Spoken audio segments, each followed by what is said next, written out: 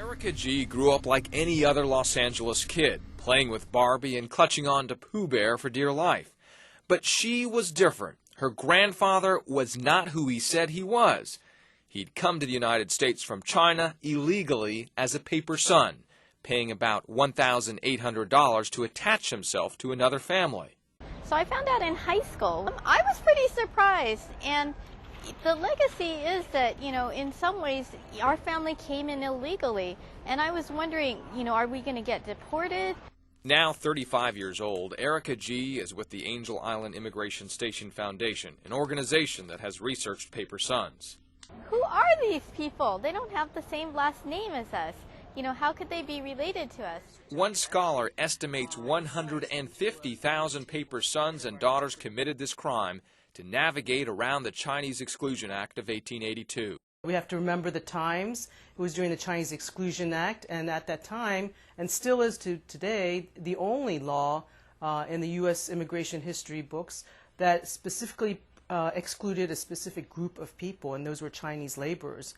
125 years ago this month, the Chinese Exclusion Act was approved by Congress.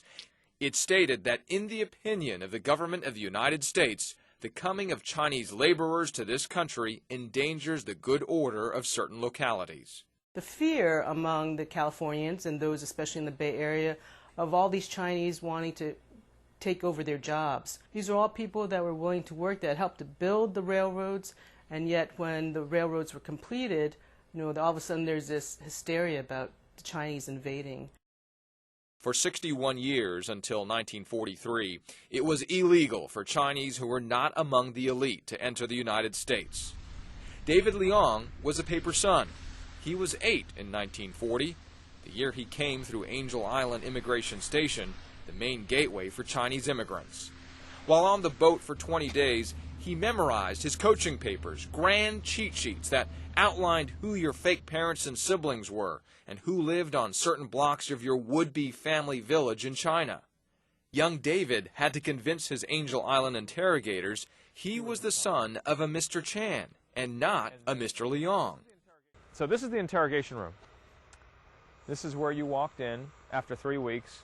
And what do you remember of this? I think it was me, interpreter, and interrogator, and I think 2 people in a panel.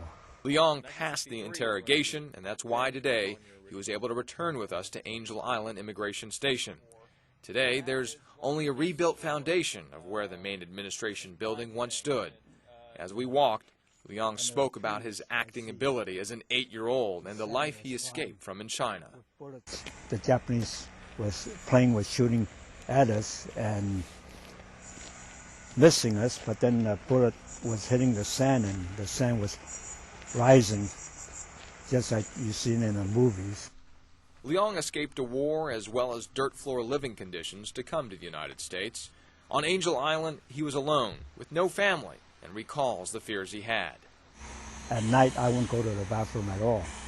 I heard people have committed suicide in there because they couldn't get off the island.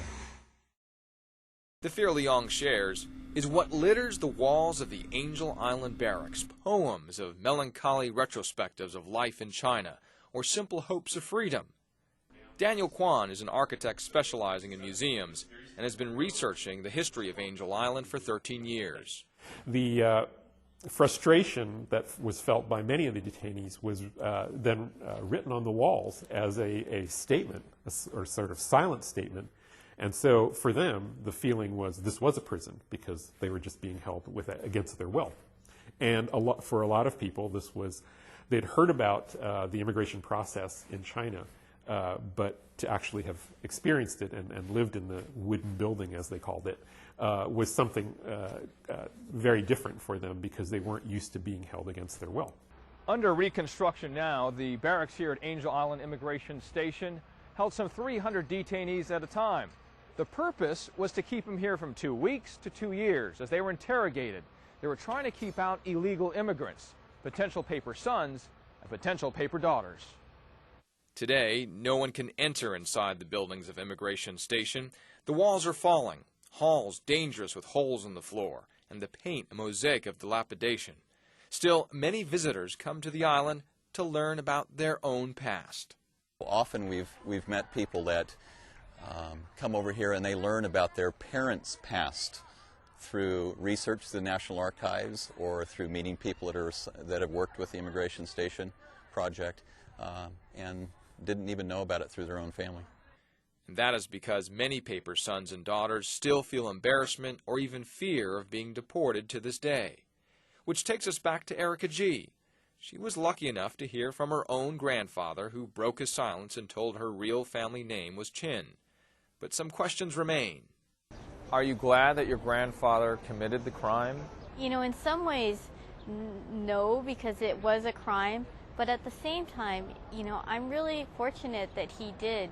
And I have a tremendous amount of respect for the risks that he took in order to come over to the United States and to provide a better opportunity for his family.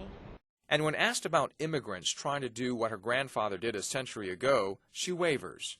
I don't know. I don't know if I feel comfortable saying, you know, it's okay for people to come in. So, It's perplexing for you, isn't it? yeah. Hundreds of thousands of Chinese Americans face a similar dilemma. Researchers suggest that 1 in 3 Chinese Americans are survivors or descendants of the paper son system. That's about 1 million people.